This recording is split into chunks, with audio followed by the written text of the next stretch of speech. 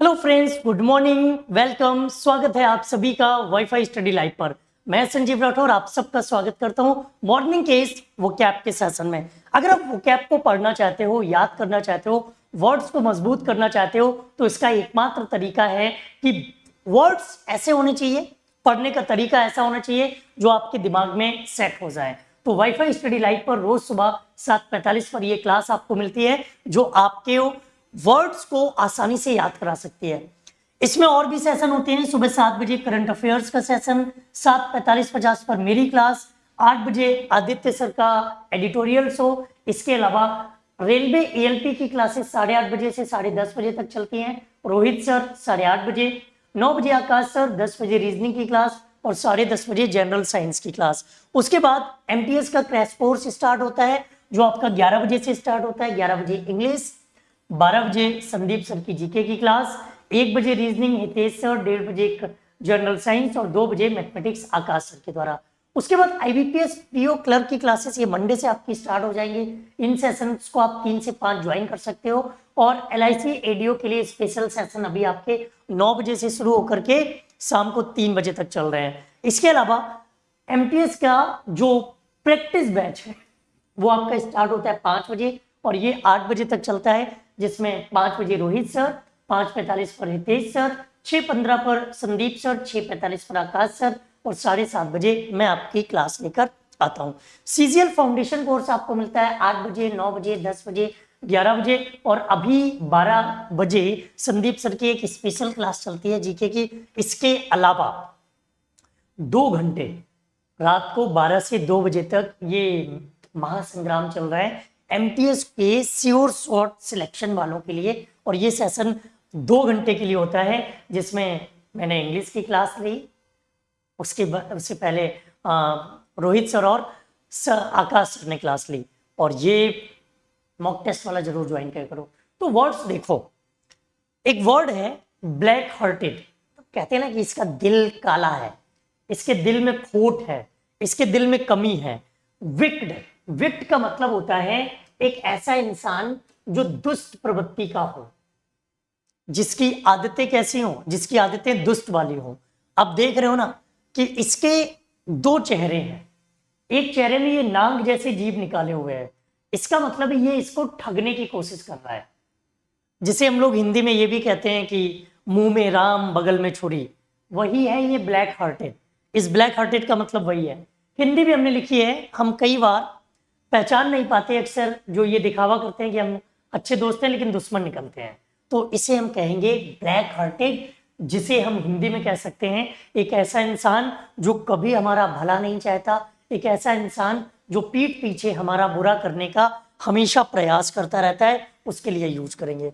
Next है black hole of Calcutta, मतलब unpleasantly full and hot room of confinement. जब हम किसी चीज से बहुत परेशान हो जाएं, हमें असुविधा हो रही हो, हम अच्छा फील ना कर रहे हो, हम सुविधाजनक फील ना कर रहे हो, हमें बहुत अच्छी फीलिंग ना आ रही हो, उसके लिए यूज करते हैं हम क्या, ब्लैक होल ऑफ कैलकाटा। मतलब कई बार आप पिकनिक पर जाएं और पिकनिक में आपको पार्क में खेलने कूदने की जगह ही ना मिले, आपको एंजॉय करने की जगह ही ना मिले, आपको अच्छा मतलब घर से गए थे एंजॉय करने के लिए और एंजॉय करने के लिए आपको एक पल का भी मौका नहीं मिला, तो आप कहोगे कि ब्लैक होल ऑफ कैलकाटा। अगला वर्ड है ब्लैक लुक। ये थोड़ा इंपॉर्टेंट है। इसका मतलब है कि जब कोई इंसान नाराजगी जताने की कोशिश करे, उसके चेहरे से वो नाराजगी आपको दिखे और खतरनाक सा चेहरा दिखे, जब कोई इंसान भयंकर गुस्सा होता है, जब कोई इंसान भयंकर तरीके से गुस्सा दिखाता है, तब उसका लुक ऐसा हो जाता है कि वो एकदम खतरनाक सा दिखने लगता है और गुस्से में भी नजर आता है, जिसे हम कहेंगे ब्लैक लुक। अगला वर्ड है ब्लैक फ्यूचर। ब्लैक फ्यूचर का मतलब होता है कि बिना उम्मीदों के, बिना कोशिश किए, बिना टारगेट अचीव किए या बिना टारगेट बनाए बस हम आगे बढ़ते जा रहे हैं, बढ़ते जा रहे हैं, बढ़ते जा रहे हैं, हमें पता ही नहीं है कि हमें करना क्या है, हमारा होगा क्या, फ्यूचर में हम तरक्की कर पाएंगे या नहीं कर पाएंगे, हमारा फ्यूचर होगा कैसा, क्या हमारा फ्यूचर ब्राइट होगा या नहीं। तो ऐसी कंडीशन को कहते हैं ब्लीक फ्यूचर। ईडियम है ब्लैक फ्यूचर या फ्यूचर विदाउट होप, जिस फ्यूचर में किसी तरह की हमें कोई उम्मीद ना हो, होप ना हो। ब्लैक एंड व्हाइट, ये इंपॉर्टेंट है। आप कोई भी कोर्ट का पेपर उठा के देखना, उसमें व्हाइट पेज होता है और ब्लैक इंक से लिखा जाता है, इसे हम कहते हैं ब्लैक एंड व्हाइट, जिसका सीधा मतलब होता है लिखित रूप से। जब हम किसी चीज को रिटन वे में लेते हैं, कैसे लेते हैं? रिटन वे में, ब्लैक एंड व्हाइट। टू जज एवरीथिंग एज इधर गुड और बैड।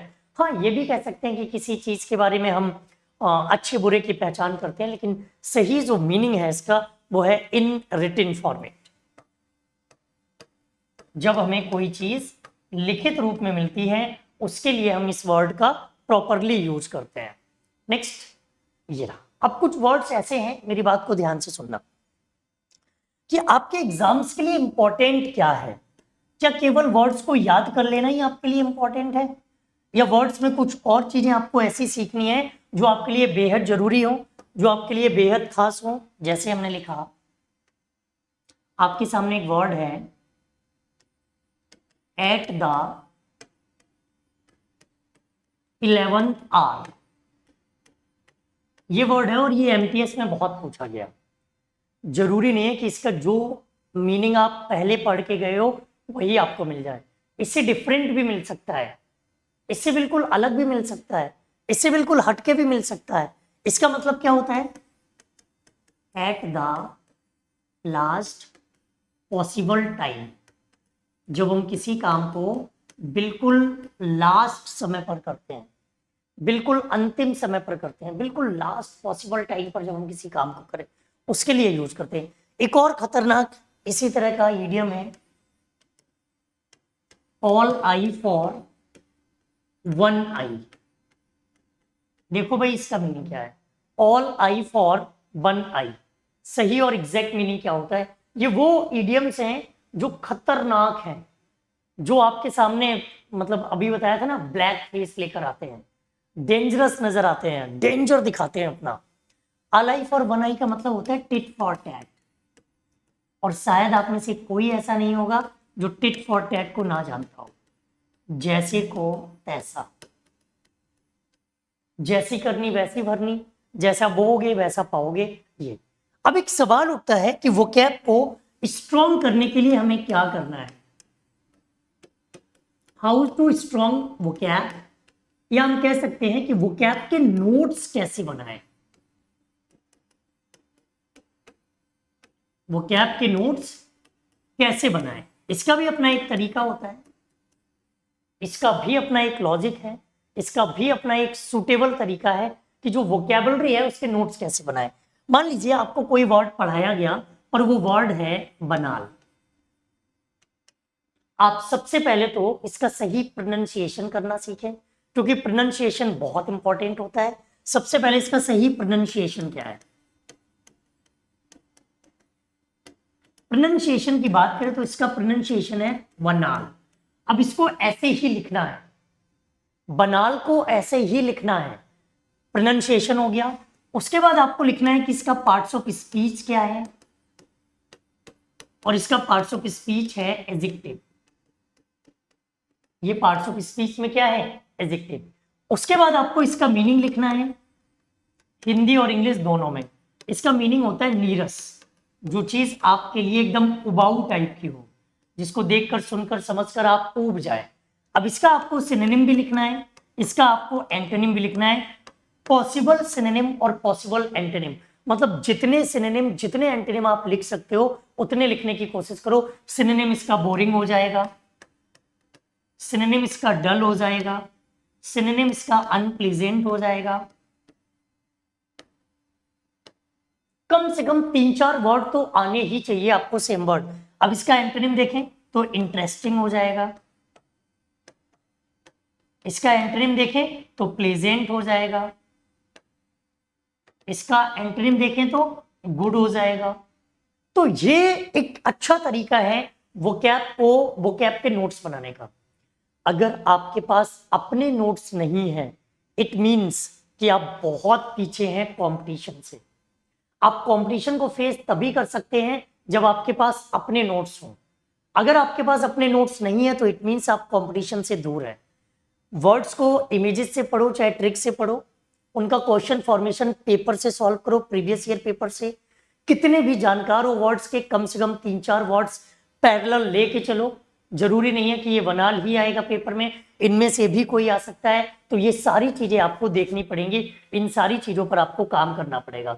जब आप इन सारी चीजों पर काम करेंगे तब आप एक अच्छे स्टूडेंट, तब आप एक अच्छा काम, तब आप एक अच्छा माहौल बना सकते हो। समझ गए? ये था आज का वोकैब का सेशन।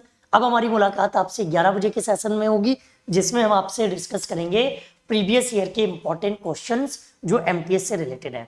क्लास अच्छी लगी हो तो लाइक बटन पे प्रेस कीजिएगा, सेशन को शेयर कर लिया करो, ताकि जो लोग अपने साथ नहीं जुड़े हैं वो लोग भी अपने साथ जुड़ जाएं। और मैं यही चाहता हूं कि हर कोई अपने साथ आए, हर कोई अपने साथ जुड़े, हर कोई अपने सपने पूरे करे, क्योंकि सपने पूरे करने के लिए आपको सिर्फ और सिर्फ अच्छे गाइडेंस और आपको कॉन्फिडेंस की जरूरत है।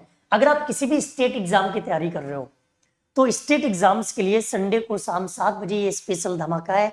चाहे आप यूपी से हो, बिहार से हो, राजस्थान, हरियाणा, एमपी और या उड़ीसा, कहीं से भी हो, आपके लिए स्पेशल अनाउंसमेंट है। तो इस अनाउंसमेंट का हिस्सा जरूर बनिए।